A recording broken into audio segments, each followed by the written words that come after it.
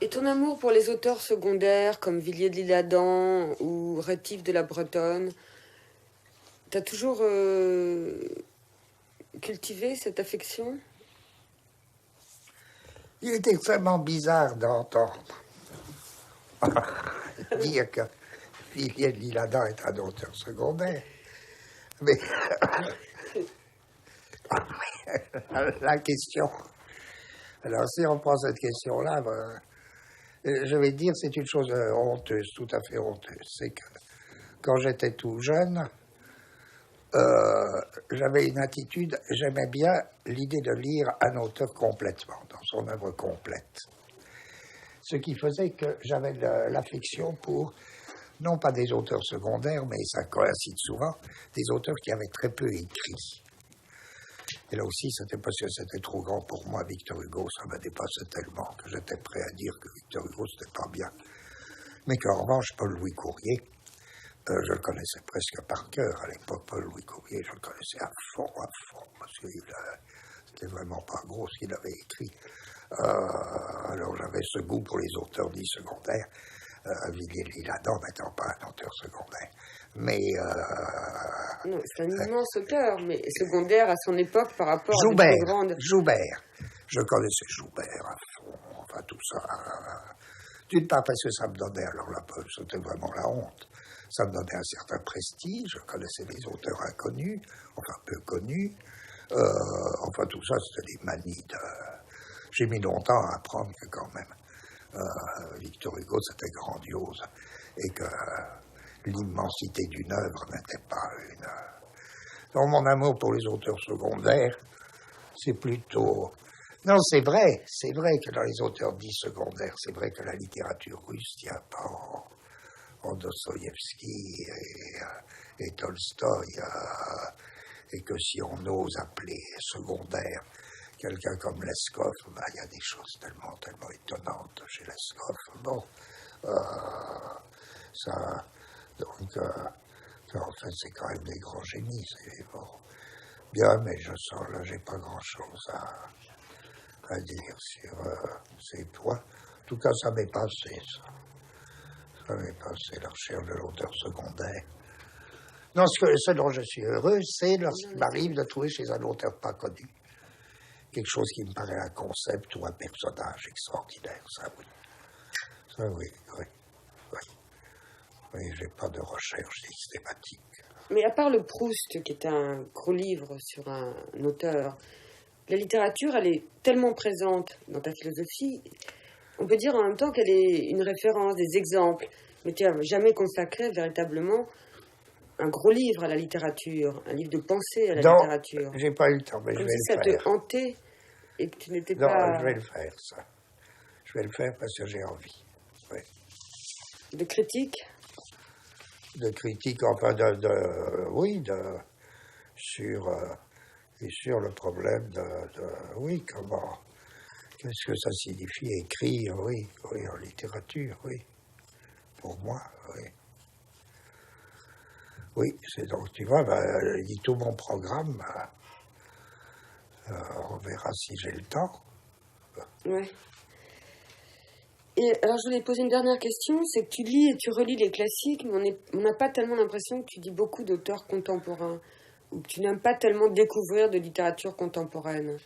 C'est-à-dire que tu préféreras toujours prendre un grand auteur, ou relire un auteur, que de voir ce qui sort, ou ce qui nous est directement...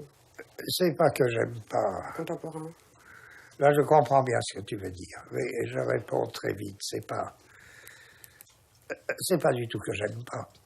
C'est que c'est une véritable activité spéciale et très difficile. Et là aussi où il faut être formé. Très difficile dans une production contemporaine d'avoir le goût. C'est exactement comme les gens qui trouvent de nouveaux peintres. Hein. Là aussi, c'est pas par... Ça s'apprend, ça. Ça s'apprend. Moi, j'admire énormément les gens qui vont dans les galeries et qui disent et qui ont le sentiment que là, il y a vraiment un peintre. Et moi, d'une part, j'en suis pas capable. J'ai toujours donc eu besoin. Pour te donner raison, il m'a fallu, moi, 5 ans pour comprendre un peu la nouveauté de Beckett, ça tout de suite j'ai eu. Mais la nouveauté de Robbe-Grillet. J'étais aussi bête que les plus bêtes, parlant de Robbe-Grillet à ses débuts. Je comprenais rien. Il m'a fallu le temps, il m'a fallu 5 ans. Moi, je ne suis pas, à cet égard, je ne suis pas un découvreur. Alors, en philosophie, je crois, là, je suis plus sûr de moi, parce que je suis tout de suite sensible au ton nouveau et à ce qui est au contraire nul, de la répétition, des choses 1000 fois dites, ça.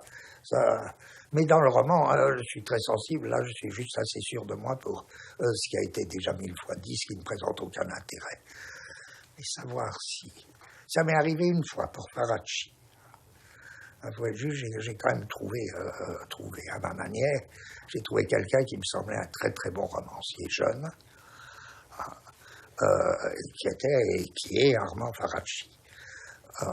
Bon, mais je veux dire, là, la question que tu me poses est pleinement justifiée, mais j'y réponds en disant, faut pas croire que ce soit qu'on puisse, sans expérience, juger de ce qui se fait. Alors je me dis presque que moi, ce que je préfère, c'est ce qui arrive, et encore une fois, ce qui fait ma joie, c'est lorsque ce que je fais, moi, de mon côté, a de l'écho chez ou bien un jeune écrivain, ou bien un jeune peintre. Je ne me dis pas pour ça, il est bon et moi aussi je suis bon. Je ne me dis pas ça. Mais là, j'ai un type de rencontre avec ce qui se passe actuellement qui est d'un autre mode. Je veux dire, mon insuffisance radicale quant au jugement est compensée par ces rencontres avec des gens qui font des choses ayant écho avec ce que je fais, et inversement. Et pour la peinture et le cinéma, par exemple, elles sont favorisées, ces rencontres, tu y vas. Est-ce que pour les librairies, on t'imagine mal entrant dans une librairie et regardant les livres qui sont sortis dans les 2 mois qui viennent de s'écouler? Oui, en effet. Mais c'est peut-être lié aussi à l'idée que ça ne va pas fort en ce moment. Idée qui n'est pas dans ma tête et qui n'est pas préconçue, qui est évidente, que la littérature ne va pas très fort en ce moment. Et puis qu'elle est tellement corrompue, là, alors on ne parle même pas de tout ça, qu'elle est tellement corrompue par le système. Distribution, prix, etc., que c'est même plus la peine, quoi. Bon, on va passer à M. Je ne vais pas en dire plus. 12A. C'est quand même. On peut le genre. On peut. Vas-y. Alors, M, c'est maladie. Juste après le point final du manuscrit de Différences et répétitions en 1968, tu es hospitalisé pour une très grave tuberculose. Toi qui avais su dire à propos de Nietzsche et Spinoza à quel point les grands passeurs avaient des petites santé, tu es obligé de vivre désormais, donc dès 68, avec la maladie. Est-ce que tu savais si tu étais tuberculeux depuis longtemps ou est-ce que tu savais si ton mal était là depuis longtemps? Du mal, oui, je savais que j'avais quelque chose de mal depuis longtemps. Mais je crois que je suis comme la plupart des gens. Enfin, j'avais pas un désir de savoir énorme. Et puis, comme la plupart des gens, je pensais évidemment que c'était un cancer, donc j'étais pas pressé. Et puis, je savais pas que c'était la tuberculose, non, mais je savais bien, jusqu'à ce que je crache du sang, oui. Alors, moi je suis un enfant de la tuberculose, mais à un moment où elle ne présentait plus aucun danger, c'est-à-dire où il y avait les antibiotiques. C'était assez sérieux, 10 ans avant, ou 3 ans avant, ça devait être le début. Quelques années avant, je ne pouvais pas y survivre. Mais là, il n'y avait plus aucun problème. En plus, c'est une maladie qui ne comporte pas de douleur. Je peux dire que j'ai été très malade, mais que c'est un grand privilège, une maladie sans souffrance, une maladie guérissable, sans souffrance. C'est à peine une maladie, c'est-à-dire c'est une maladie, oui, c'est vrai. Mais avant, j'ai jamais eu une santé immense. Je veux dire, j'ai toujours été très fatigable. Alors, est-ce que la question, est-ce que ça facilite quelqu'un qui se propose, je parle pas du succès de l'entreprise, mais quelqu'un qui se propose ou qui aime, qui se propose, qui a comme entreprise de penser, d'essayer de penser. Est-ce que moi je crois que l'état en effet d'une santé très faible et favorable. Pas du tout qu'on soit à l'écoute de sa propre vie, mais penser c'est quand même, pour moi, il me semble être à l'écoute de la vie. Alors c'est pas ce qui se passe en soi, être à l'écoute de la vie, c'est tellement autre chose que penser à sa propre santé. Mais je pense qu'une santé fragile favorise ce genre d'écoute. Lorsque je disais ces grands auteurs comme Laurence ou Spinoza, d'une certaine manière, ils ont vu quelque chose de trop grand, de si grand que c'était trop pour eux. C'est vrai qu'on ne peut pas penser si on n'est pas déjà dans un domaine qui excède un peu vos forces, c'est-à-dire qui vous rend fragile. Moi j'ai toujours eu en effet une santé un peu fragile, et là, alors ça s'est affirmé à partir du moment où j'avais été tuberculeux, là, j'acquérais tous les droits d'une santé fragile. C'était, oui. Oui. C'est bien comme tu dis. Mais tes rapports aux médecins et aux médicaments ont changé à partir de ce moment-là. C'est-à-dire que tu as dû voir des médecins, tu as dû prendre des médicaments d'une façon régulière. Et ça, c'est comme une contrainte quand même. Surtout que les médecins, tu les aimes pas beaucoup. Oui, personnellement, c'est pas une question de personne, parce que je suis souvent tombé, comme tout le monde, sur des médecins charmants, délicieux. Mais c'est un type de pouvoir, ou la manière dont ils manient le pouvoir, alors pour retrouver aussi, on ne cesse pas plus de retrouver des questions déjà, comme si la moitié des lettres comportaient la totalité, ça repliait sur la totalité. La manière dont ils manient leur pouvoir me paraît odieuse. Ils sont odieux, quoi. En tant que médecin, ils sont odieux. J'ai une grande haine non pas pour la personne des médecins, au contraire, qui est souvent charmante, mais j'ai une grande haine pour le pouvoir médical et la manière dont les médecins utilisent ce pouvoir.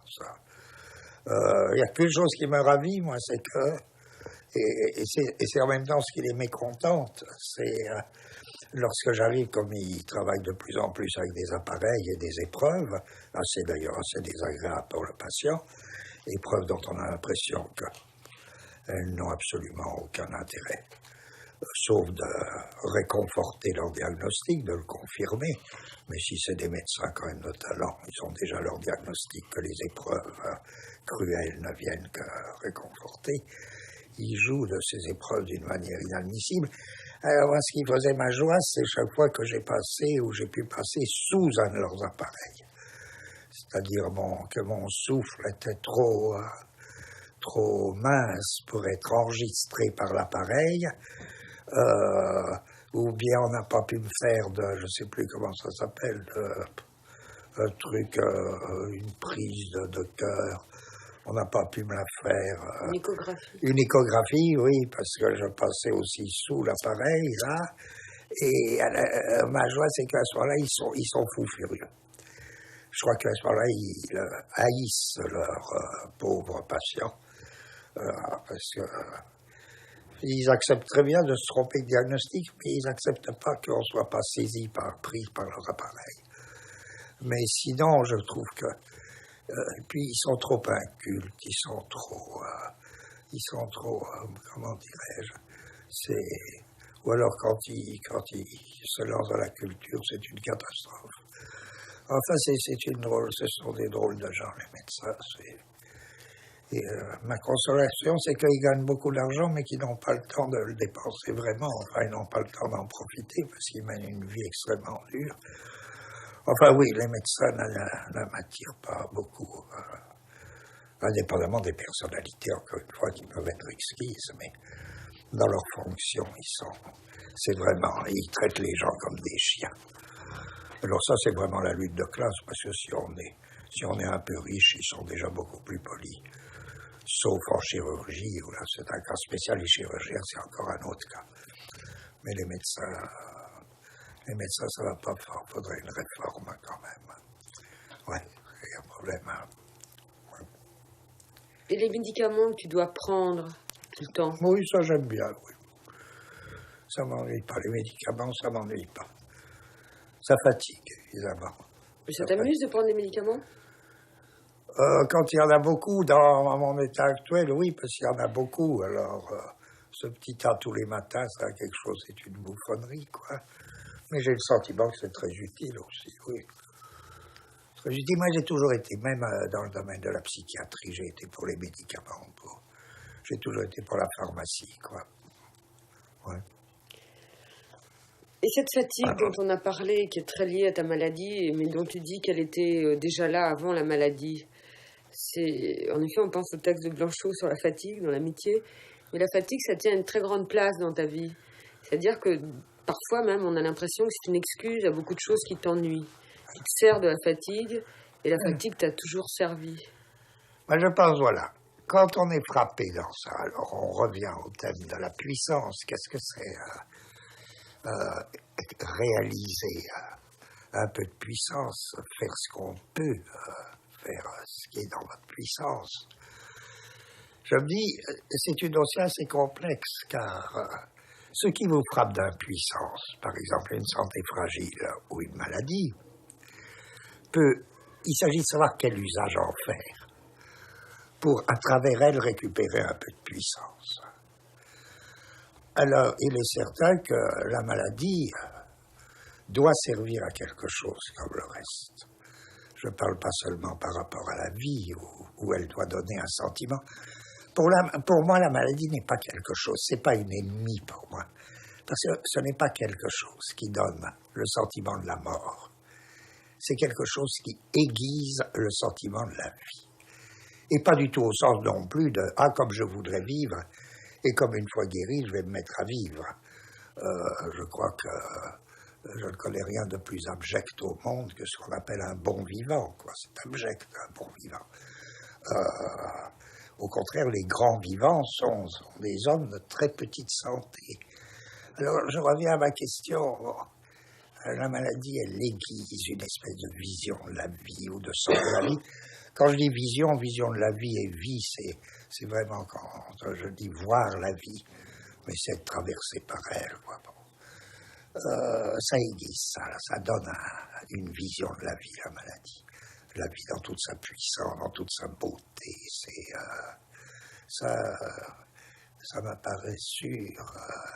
Mais comment avoir des bénéfices secondaires de la maladie, là c'est tout simple, c'est que il faut s'en servir pour être un peu plus libre, quoi. Il faut s'en servir, ou alors c'est très fâcheux, c'est-à-dire on se surmène, ce qu'on ne doit pas faire. Se surmener s'il s'agit de travailler et de réaliser une puissance quelconque, ça vaut la peine, mais se surmener socialement, je comprends pas. Hein. Je comprends pas un médecin qui se surmène parce qu'il a trop de clients. Oui, alors en tirer parti de la maladie, c'est en effet, c'est se libérer des choses dont on ne peut pas se libérer dans une vie ordinaire. Moi, personnellement, j'ai jamais aimé voyager et j'ai jamais pu ni su voyager. Alors, je respecte beaucoup les voyageurs, mais le fait d'avoir une santé si mince m'assurait beaucoup pour décliner tout voyage.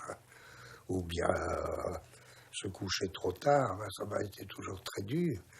Une fois que j'avais une santé si fragile, il n'était plus question de me coucher trop tard. Là, je ne parle pas de ceux qui me sont proches, je parle des corvées sociales. Ça libère extraordinairement. Hein. C'est très très bon à cet égard. Et la fatigue, tu la vois comme la maladie? La fatigue, c'est autre chose. Pour moi, c'est j'ai fait ce que j'ai pu aujourd'hui. J'ai fait ce que j'ai pu aujourd'hui. Ça y est, la journée est finie. La fatigue, c'est vraiment biologiquement, la journée est finie. Alors, il se peut qu'elle doive durer pour d'autres raisons, pour des raisons sociales. Mais la fatigue, c'est la formulation biologique de ce que la journée est finie. Tu ne tireras plus rien de toi-même. Et à cet égard, si on le prend comme ça, c'est pas un sentiment désagréable. C'est désagréable si on n'a rien fait. Alors là, en effet, ça devient angoissant. Mais sinon, c'est bien. C'est bien, c'est des états de fatigue. Là, j'ai toujours été sensible aux états un peu cotonneux. Ces fatigues cotonneuses, j'aime bien cet état. J'aime bien cet état s'il vient à la fin de quelque chose, quoi. C'est comme, ça devrait avoir un nom en musique, c'est, je sais pas comment on appellerait ça, une coda. C'est une coda, la fatigue, quoi. Alors moi, je voudrais qu'on parle un petit peu, avant d'aborder la vieillesse, de ton rapport à la nourriture, qui est très particulier. Ah, la vieillesse. Oui, pas la vieillesse. Bon, la nourriture. D'abord, parce que la nourriture, Ouais. tu aimes des nourritures qui t'apportent, qui semblent t'apporter de la force et de la vitalité, c'est-à-dire la moelle, la langouste. Tu as un rapport très particulier à la nourriture et tu n'aimes pas manger, vraiment. Oui. Non, non. Pour moi, manger est une chose. Je veux dire, si j'essayais de définir la qualité pour moi de manger, c'est ennuyeux. Je crois que c'est la chose. Pour moi, c'est la chose la plus ennuyeuse du monde. Boire, mais ça, c'était bien, on l'a bien fait. Boire était une chose extrêmement intéressante. Manger, ça m'a jamais intéressé, ça m'ennuie à périr. Alors, manger seul, dès lors, manger avec quelqu'un que j'aime, ça change tout. Mais ça ne transforme pas la nourriture, ça me permet de supporter de manger, de faire que ce ne soit pas aussi ennuyeux, même si je dis rien. Ça fait que je peux. Et manger seul, tout ça, c'est pas... D'ailleurs, beaucoup de gens sont comme ça, manger seul, tout le monde dit, ça prouve à quel point manger est ennuyeux, parce que la plupart des gens avouent que manger seul est une corvée abominable. Alors, ceci dit, j'ai évidemment mes fêtes, mais mes fêtes elles sont un peu spéciales, voire le dégoût universel qu'elles supposent, mais après tout, moi je supporte bien le fromage des autres.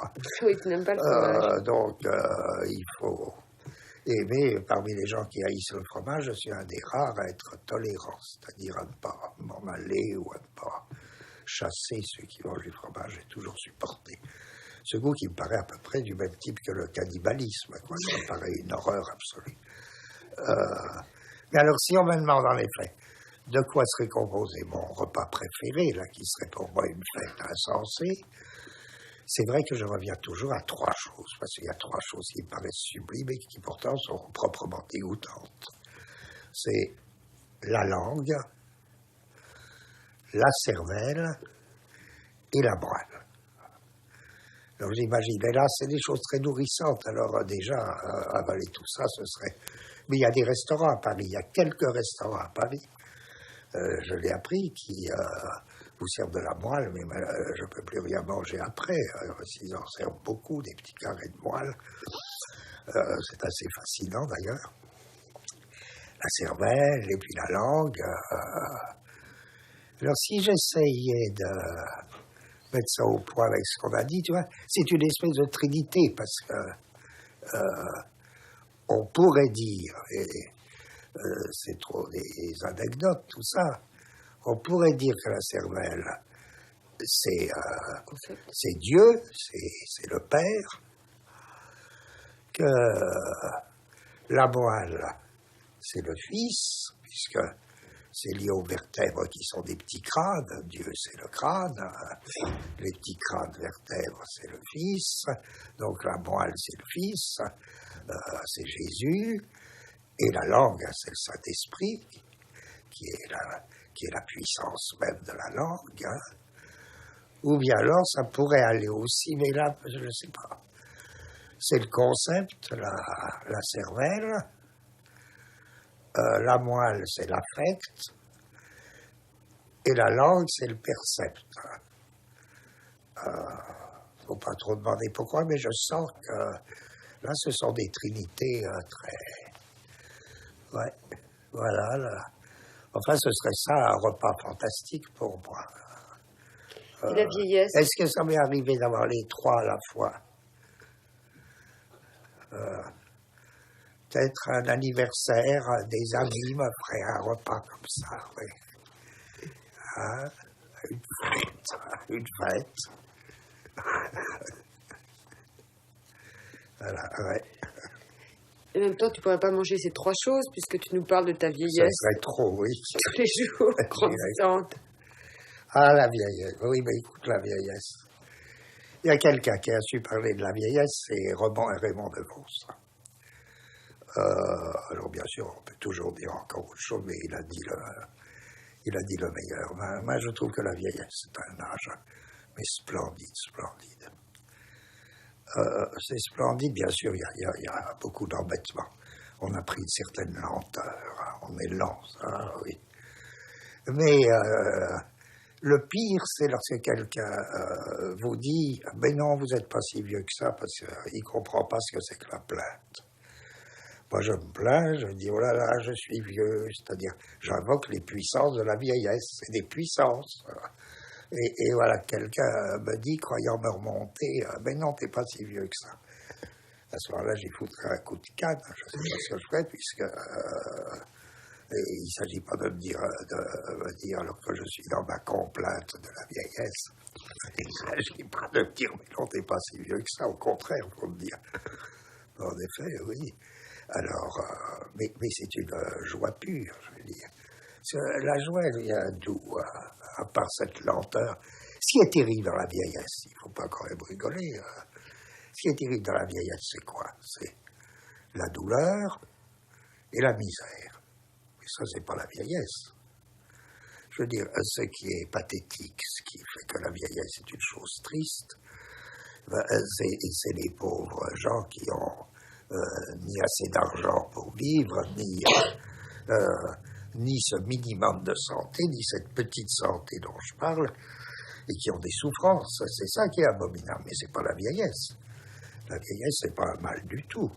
La vieillesse avec assez d'argent et avec assez de santé restante, mais c'est formidable. Et c'est formidable pourquoi? Je crois d'abord parce qu'il n'y a plus que dans la vieillesse. D'abord, on y est arrivé. C'est pas rien. Alors, c'est pas un sentiment de triomphe, mais enfin, le fait est qu'on y est arrivé. On y est arrivé, après tout, dans un monde qui comporte des guerres, des saletés de virus, tout ça. On a traversé tout ça, les virus, les guerres, les saloperies. On y est arrivé. Et c'est un moment où il n'est plus question d'une chose, c'est être. Être. Il n'y a plus être ceci, être cela, c'est être. Le vieux, c'est quelqu'un qui est, c'est un point, c'est tout. On peut toujours dire, oh, il est maussade, oh, il n'est pas de bonne humeur, il est tout court, quoi. Oh, il a acquis le droit d'être tout court. Parce qu'un vieux, quand même, quelqu'un de vieux, il peut toujours dire, moi j'ai des projets, mais c'est vrai et c'est pas vrai. J'ai des projets, mais pas à la manière dont quelqu'un de 30 ans a des projets. J'espère bien faire, là, ces 2 livres auxquels je tiens. Un sur la littérature, un sur la philosophie, j'espère bien, mais ça n'empêche pas. Je suis libre de tout projet. Je suis libre de tout projet. Je suis libre de... on est plus susceptible, tu sais, quand on est vieux. 14A. On n'a plus de susceptibilité, et puis on n'a plus de déception fondamentale, quoi. Je veux dire, on est beaucoup plus désintéressé. Je veux dire, on aime les gens vraiment pour eux-mêmes. Moi, j'ai l'impression que ça affine, par exemple, la perception. Des choses que je n'aurais pas vues avant, des élégances auxquelles je n'aurais pas été sensible. Là, je les vois mieux parce que je regarde quelqu'un pour lui-même, presque comme s'il s'agissait pour moi d'en emporter, là, comme si j'étais d'en emporter un percept, d'extraire de lui un percept, tout ça fait de la vieillesse, un âge, et les journées passent à une allure, avec leur scansion, la fatigue, ça. Fatigue, mais c'est pas une maladie, la fatigue, c'est autre chose. C'est ni la mort, ni la... C'est encore une fois le signal, la fin de la journée. Alors bien sûr, il y a des angoisses avec la vieillesse, mais il suffit de les éviter, de les conjurer, c'est facile à conjurer, ça. C'est un peu comme les loups-garous, faut pas se trouver, ou comme les vampires. Ça me plaît bien d'ailleurs, faut pas se trouver seul, La nuit, quand il commence à faire froid, parce que là, on est trop lent pour se tirer d'affaire. Donc, faut pas, il y a des choses à éviter, etc. Et puis, la merveille, c'est que les gens vous lâchent. La société vous lâche. Alors ça, être lâché par la société, c'est un tel bonheur. C'est pas que la société m'ait beaucoup tenu, accroché, mais quelqu'un qui n'est pas de mon âge ou qui n'est pas à la retraite ne peut pas se douter de ce que c'est que la joie d'être lâché par la société. Alors évidemment, quand j'entends des vieux se plaindre, c'est ceux qui veulent pas être vieux, c'est ceux qui voudraient ne pas être si vieux que ça. Ils supportent pas la retraite. Et alors, je sais pas pourquoi, ils ont qu'à lire des romans. Ils découvriront au moins, ils découvriront quelque chose. Ils supportent pas. Ou bien, je crois pas aux retraités qui se sauvent chez des cas japonais peut-être. Je crois pas aux retraités qui